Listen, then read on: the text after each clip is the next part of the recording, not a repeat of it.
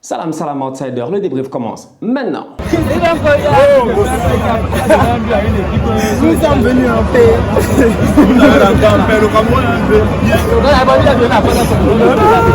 C'est compliqué. Quand franchement, oh, on est en galère. On est encerclé. On est encerclé, mon gars. Les gars sont encerclés.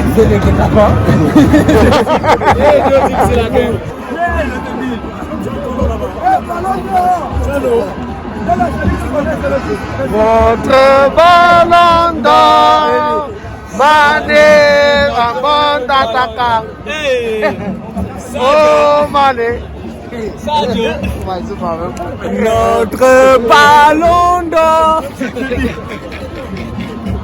Notre ballon d'or.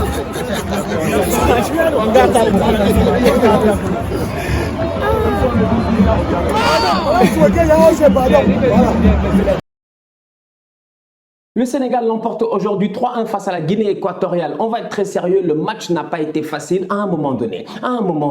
Mis à part ça, aujourd'hui les Lions du Sénégal, ils ont sorti une top performance. Je dis bien ils ont sorti une top performance. Ils nous ont fait un tout petit peu peur, mais c'était peut-être pour le suspense. Parce qu'aujourd'hui, je vais être sérieux, j'étais au stade. Le stade était rempli de Camerounais. Ils étaient là déjà à la base pour supporter l'Égypte contre le Maroc. Mais au-delà de cela, les Camerounais, sincèrement, voilà, je dis bien un peuple qui sait parler football, c'est-à-dire qu'en termes de chambrage, c'est difficile de faire mieux. Pendant 90 minutes durant, ils nous ont fatigués. Ils étaient là dans nos oreilles. 1, 2, 3, Sadio Mané est nul. 1, 2, 3, je dis bien, votre équipe, vous n'avez pas d'étoiles. Et puis eux, quand ils flexent sur toi, directement, ils flexent par rapport aux 5 étoiles. Et donc, du coup, toi, tu essaies de trouver des arguments, tu n'en as pas. Un Camer, tu essaies de parler foot avec lui, il te dit que tu n'es pas un lion, tu es un chat. Eh bien, aujourd'hui, on va être très sérieux. On n'a pas été des chats, on a été des lions. Sincèrement, on a été des lions. Le match aurait pu basculer peut-être rapidement. Et pourtant, le match n'a pas basculé. C'est des joueurs comme Cheikhou Kouyaté qui sont rentrés sur le terrain et qui ont fait la différence. Voilà un joueur qui est sincèrement, en toute honnêteté, j'ai eu l'occasion de le dire plusieurs fois, polyvalent et polygame. Cheikhou, c'est un bandit. C'est-à-dire que Cheikhou, sincèrement, on peut parler jusqu'à demain. Il est énormément critiqué. Mais Cheikhou, en fait, nos critiques à nous, il ne nous fallait pas. Je parle en Wolof là. Il ne nous calcule pas. Cheikhou, Cheikhou, il rentre sur le terrain, il fait ce qu'il a à faire. Il est là à la retombée d'un ballon qui est remis, je dis bien, dans la boîte par Kalidou Koulibaly. Et c'est lui qui réussit à donner l'avantage à l'équipe nationale du Sénégal 2-1 face à la Guinée équatoriale. Avant cela, l'équipe nationale du Sénégal était très bien rentrée dans la rencontre. Mais ce qui m'a fait plaisir au cours de la rencontre, c'est le fait d'avoir vu sur le terrain un Ismaïla Sarr. Un Ismaïla Sarr qui, sur ses prises de balles, tu sentais qu'il avait peur de se blesser. C'est normal. Ça fait près de 2 mois qu'il n'a pas joué. Donc du coup, tu sens qu'il ne va pas aller au contact. Mais c'est Ismaïla Sarr qui claque un but aujourd'hui sur un débordement sensationnel de Saliou Carlos. Je dis bien Saliou Carlos parce que ce n'est plus Saliou 6, c'est Saliou Carlos. C'est de Saliou 6 depuis le début de la compétition. Il sort top performance sur top performance. En termes de latéral gauche aujourd'hui, mais c'est le meilleur. C'est un plaisir absolu de voir Saliou 6 sur le terrain. Son contrôle de balle était sensationnel. Il était extraordinaire. Il a tué le ballon. C'était un homicide, je dis bien. Il a tué le ballon. Il a contrôlé le ballon. Il l'a amené avec lui. Je pensais qu'il allait frapper, mais non. Il a la lucidité de faire un centre en retrait pour Ismaïla Sarr. Ce Ismaïla Sarr là qu'on a vu aujourd'hui, je pense réellement qu'il a signé, je dis bien, l'arrêt de Boulaye Dia. Parce que Boulaye Dia, depuis le début de la compétition, je me retiens. Je ronge mes freins. Ceux qui me connaissent et qui me suivent tous les jours, ils me connaissent très bien. Ils savent à quel point je ne rate pas, je dis bien, les tocards. Mais Boulaye Dia, aujourd'hui, c'est un tocard.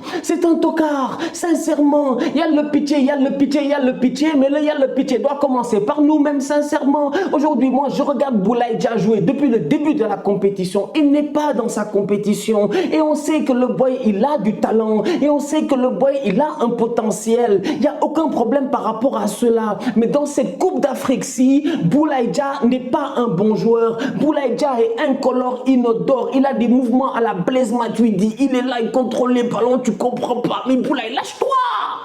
Mais lâche-toi, va faire une vidange, je ne sais pas, huile ton corps comme Adama Traoré, I don't know, do something, mais fluidifie ton jeu. Son jeu n'est pas fluidifié. Le jeu de Boulaye Dia aujourd'hui, il n'est même pas stéréotypé, il est robotisé. Je dis, il est robotisé. Son football ne nous sert absolument à rien. Son placement est constamment mauvais. Tu ne sais pas s'il joue ailier ou s'il joue attaquant. Ou même s'il joue attaquant, tu ne sais pas où est-ce qu'il se place, à gauche ou à droite de Famara. Aujourd'hui, je dis bien, l'entrée de Ismaïla Sarr, à mon humble avis, c'est un rayon de soleil dans cette équipe-là. Parce que le Sénégal a joué face à la Guinée équatoriale. On a gagné 3-1, mais si tu regardes bien le match, toutes les actions passées par Sadio Mané. Nous, on est en tribune, on est entouré de caméras. Il nous fatigue, comme j'ai dit, il nous fatigue.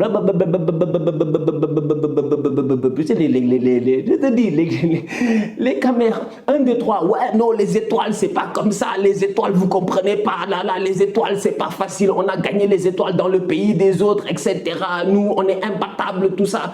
Tout ça, on est d'accord par rapport à cela. Mais à un moment donné, les caméras, ils ont dit un truc très, très pertinent et un truc que nous tous, on a remarqué. C'est que tout le football du Sénégal passe par Sadio Mané. Effectivement, c'est lui qui ouvre, je dis bien, le jeu dès le début pour Famara Diédhiou. Famara Diédhiou, d'ailleurs, à ce point qui est excellent. Qui est excellent, je dis bien. Famara a fait son match aujourd'hui avant de sortir. En toute honnêteté, il n'y a absolument rien à dire. Et donc, du coup, tu te rends compte que tout le jeu passe par Sadio Mané. Et tu te dis que si Sadio n'est peut-être pas dans un bon jour, si à un moment donné Sadio tombe face à un latéral fatigant, on risque de souffrir. Donc, le fait de savoir que Iso est capable de revenir très très tôt, comme ça, dans la compétition, alors que j'avais pas trop d'espoir, je me disais, est-ce qu'il aura le rythme ou quoi que ce soit, ça fait du bien. Ismaïla Sarr, sincèrement, il va être une bouffée d'oxygène. Prions pour lui, pour qu'il ne se blesse pas. Touchons du bois. Là où vous êtes là, touchez du bois, frappez du bois. Frappez du bois. Moi, je frappe ma tête, je dis bien. Parce qu'Ismaïla Sarr, on doit le protéger. Voilà quelqu'un qui va nous permettre, je dis bien, d'être dangereux sur les deux côtés. Parce que Boulaye Dia, depuis le début de la compétition, comme j'ai eu l'occasion de le dire, j'ai rongé mes freins. J'ai rongé mes freins. J'ai essayé d'être gentil. J'ai essayé d'être gentil au maximum en disant, bon, Boulaye, mais Boulaye, non. Mais Boulaye, non, franchement, Boulaye, non. Boulaye frappe, première action de jeu, centre en retrait, frappe, ça lui prend 4 ans pour contrôler un ballon. Bamba Dieng, il est rentré même pas 2 minutes, on lui a donné un ballon, il a fait contrôle, il s'est retourné, il a frappé, la balle a été contrée. La vitesse d'exécution d'un attaquant, c'est très important, surtout, je dis bien, à ce niveau-là. Mais Boulaye Dia, il n'est pas dans sa compétition. Donc aujourd'hui, en toute honnêteté, cette équipe nationale du Sénégal-là a été intéressante, je dis bien. Elle a été très intéressante. Pour une fois, elle a encaissé un but. C'est bien. C'est bien, c'est bien, c'est bien, parce que ça nous montre qu'on n'est pas immortel, on n'est pas Duncan McLeod, on n'est pas les Highlanders ou quoi que ce soit. C'est important d'encaisser un but, ça nous ramène sur terre. Et ça, sincèrement, je ne peux dire que Dieu merci. Je ne peux dire que Dieu merci par rapport à ce but encaissé là, parce que défensivement parlant, les gars savent qu'ils doivent faire des efforts. En fin de match, les Équato-Guinéens peuvent mettre un 3-2. Heureusement qu'il écrase sa frappe et que Edouard Mendy réussit à faire l'arrêt. Donc le fait d'avoir encaissé un but, c'est bien. Au milieu de terrain, il n'y a pas grand-chose à dire. Top performance de la part de Gana Gueye. Non, Idriss Seck, franchement, c'est un bandit. Il dit. C'est que Gana... Non, je te dis, Gana aujourd'hui, il a fermé des bouches. Les gars étaient en train de nous fatiguer, nos amis caméras en tribune. Non, c'est-à-dire que Gana Gueye, ouais, Gana, c'est les gars qui jouent au Paris Saint-Germain. J'ai dit, mouf. J'ai dit, mouf, vous pensez que Gana allait ndem? Je wanda sur vous. Gana est venu la sortir une top performance, je dis bien. La récupération de la balle, il a été excellent. Gana est un milieu défensif. Il était le premier au pressing devant notre attaquant.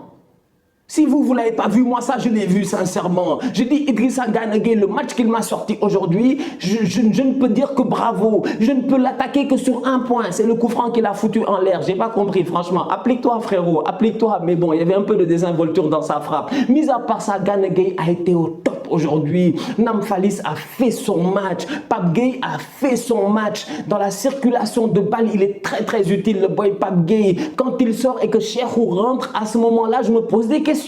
Je me pose des questions, mais comme j'ai eu l'occasion de le dire ici, sincèrement, cette Coupe d'Afrique-là, c'est pas la Coupe d'Afrique du beau jeu. Donc il y en a plein qui s'attendent à voir pas Matar Sarr. Mais Aliou Cissé, il n'est pas dans notre vibe à nous. Hein. Lui, il n'est pas dans le beau jeu en ce moment. Lui, il est dans le forcing, je dis bien. Il a fait rentrer Cheikhou. Je me suis suis dit, ouais, comment est-ce qu'on va pousser le ballon? Qui va pousser le ballon? Qui va pousser le ballon? Qui va créer le jeu? On s'en fout. Le ballon a traîné. Qui était là? Capitaine Cheikhou Kouyaté, franchement. Donc aujourd'hui, en toute honnêteté, l'équipe nationale du Sénégal réussit à gagner 3-1 face à la Guinée équatoriale. On est qualifié pour les demi-finales et on va jouer, je dis bien, une équipe du FC CEDEAO. Oui, je dis FC CEDEAO parce que politiquement parlant, c'est un peu compliqué en ce moment. Moi, je n'ai pas besoin de rentrer dans le détail, mais vous pouvez comprendre un peu. Donc, du coup, on a évité le Mali. Là, on va tomber face au Burkina Faso. Ça risque de pas être facile. Cette équipe du Burkina Faso-là est très, très intéressante. On a eu l'occasion de le voir. Ils ont des joueurs au milieu de terrain qui sont très, très bons. Il va falloir que Gana Gueye, il essaie de bouffer Blati Touré. Il va pas falloir laisser Blati Touré bouger, je dis bien. Il va falloir le bouffer. Il va falloir faire attention, je dis bien, au Boy Kaboré. Il va falloir que Sadio Mané l'empêche de sortir. Il va falloir que Ismaël Sarr il fasse le taf, je dis. Mais cette équipe-là est capable, je dis bien, de sortir de belles performances et de nous surprendre. Donc du coup, on est toujours là et on n'est pas prêt de rentrer. Avant Sadio Mané, c'est Mohamed Salah qui s'est qualifié pour les demi-finales de la Coupe d'Afrique en battant le Maroc 2-1. Cette équipe nationale d'Égypte-là est portée par un Mohamed Salah qui est juste sensationnel. Je dis bien, il est sensationnel. Il est excellent. Il est au top de sa forme. C'est que Mohamed Salah est bluffant. Mohamed Salah, je dis, c'est la première fois de ma vie d'ailleurs que je l'ai vu en live parce que c'était dans le même stade. Donc du coup, j'ai eu l'occasion de voir le match de l'Égypte face au Maroc et ensuite de voir le Sénégal face à Guinée équatoriale. Et Mohamed Salah m'a bluffé. Il m'a bluffé. En fait, Salah, il fait des... Tu comprends même pas, mais Salah, il te fait des dribbles que toi-même, tu captes pas. Le gars, il a un pied, mais son pied là, c'est un pied, je dis bien, qui est mortel. Mohamed Salah ouvre le score. Mohamed Salah est passeur décisif. Mohamed Salah est l'homme du match, je dis bien, face au Maroc. Les Marocains, je pense qu'ils peuvent en vouloir à Vaïd Alilouzik. Parce que Alilouzik, quand tu regardes son 11 de départ, tu vois réellement qu'il était venu avec l'intention de finir le match en 90 minutes. Il était venu avec l'intention de finir le match en 90 minutes. Bouffal, Mounir, il a mis tout ce qu'il avait, je dis bien. Le problème, il est simple, c'est que les Égyptiens, j'ai eu l'occasion de le dire ici plusieurs fois, c'est pas un petit pays. Quand les Camerounais me fatiguent, bla bla bla bla bla, on a 5 étoiles, ils ont raison. Les Égyptiens, ils en ont 7. En fait, c'est là où la différence se fait. C'est que les Égyptiens, la culture de la gagne, c'est chez eux. Quel est le club africain qui a plus de Ligue des Champions que Al Ahly? Franchement, je dis qui peut compétitionner avec les Égyptiens? Ils sont fatigants, ils savent jouer au football, ils sont dangereux et ils sont déterminés. Et aujourd'hui, c'est cette détermination-là qui a fait la différence face aux Marocains. Les Marocains ont eu un penalty qu'on peut juger peut-être comme un penalty... Allez, un peu généreux, je sais pas, voilà, on peut juger de cela. J'étais au stade, j'ai pas eu l'occasion de voir le ralenti, donc voilà, vous allez me dire. Mais le penalty, dès qu'il est marqué, je dis bien, dès le début du match, à ce moment-là, je pense que les Marocains, ils baissent le pied. Ils baissent le pied parce que les Marocains, après, ils n'ont rien montré d'intéressant. Offensivement parlant, ça a été le néant total. Comment il s'appelle? En-Nesyri, il est redevenu un rattaquant. Il est redevenu un rattaquant. La dernière fois, il a marqué, il a fait sa célébration face caméra, petit sourire narquois. On a cru que, ouais, le boy, sa compétition est lancée, alors que non. Aussitôt lancé, aussitôt craché, En-Nesyri n'a rien foutu sur le terrain. Offensivement parlant, les Marocains ont été très décevants, je dis bien. Et là où ils ont été décevants, c'est là où les Égyptiens ont réussi à prendre l'avantage. Parce que les Égyptiens, aujourd'hui, ils sont restés fidèles à leur jeu. Seul petit bémol au niveau de l'Égypte, c'est le fait d'avoir perdu le deuxième gardien. Ils ont perdu le deuxième gardien, bon, voilà. Bon, ils ont perdu le deuxième gardien. Là, le boy de 22 ans, là, je ne sais pas si c'est lui qu'on va lancer en demi-finale ou quoi que ce soit face au Cameroun, mais il va falloir qu'il se gère et qu'il fasse preuve de, je ne sais pas, que les autres lui parlent. En tout cas, il aura besoin de beaucoup d'aide, beaucoup de conseils pour l'expérience et tout. Ça risque de ne pas être facile. Mais cette équipe nationale d'Égypte-là va jouer face au Cameroun. Égypte, Cameroun, demi-finale. Soyons très très sérieux en toute honnêteté. C'est le remake de la finale de la CAN 2017 que Mohamed Salah a eu l'occasion de perdre, si je ne me trompe pas, l'année où il gagne son ballon d'or. Donc aujourd'hui, je pense, si je me trompe pas, ou bien c'est l'année d'après, en tout cas je me rappelle plus trop, mais en tout cas c'était une finale, je dis bien, qui a été compliquée. Reprise de volée de Vincent Aboubakar. Qu'est-ce qui va se passer? J'ai hâte de voir. Mais ces Égyptiens-là, aujourd'hui, ils ont gagné face aux Marocains. Et c'est une victoire qui est amplement méritée. Le Maroc a été décevant. Le Maroc avait une des meilleures défenses de la CAN. Et même malgré ça, aujourd'hui, ils se sont fait bouger. C'est dommage parce que Romain Saïs, dans tout ce paradoxe-là, à mon humble avis, il fait un bon match. Il fait un bon match. Aguerd, il peut marquer de la tête. Le gardien égyptien, là où il se blesse, il fait une superbe claquette. Ça touche la barre transversale. C'est un match qui, à un moment donné, peut-être aurait pu partir des deux côtés. compliqué, mais l'avantage a toujours été du côté égyptien. Et comme je dis, la culture de la gagne, c'est important. Voilà un pays qui est une grande nation de football, voilà un pays qui n'a jamais peur de son adversaire, et voilà un pays qui mérite largement de passer en demi-finale. Égypte-Cameroun, ça promet. D'autant plus que les Camerounais, ça fait 2 matchs qu'ils supportent les Égyptiens. Ils ont même appris l'hymne national de l'Égypte. Ils ont même appris l'hymne national de l'Égypte. Donc franchement, j'ai hâte. J'ai juste hâte. J'ai juste hâte à ce match-là. La famille, on se capte très bientôt pour un nouveau débrief. D'ici là, on continue à liker, on continue à partager. On s'abonne, on s'abonne, on s'abonne. On est ensemble, on reste en santé. C'est le plus important. On reste en santé. Tous outsiders.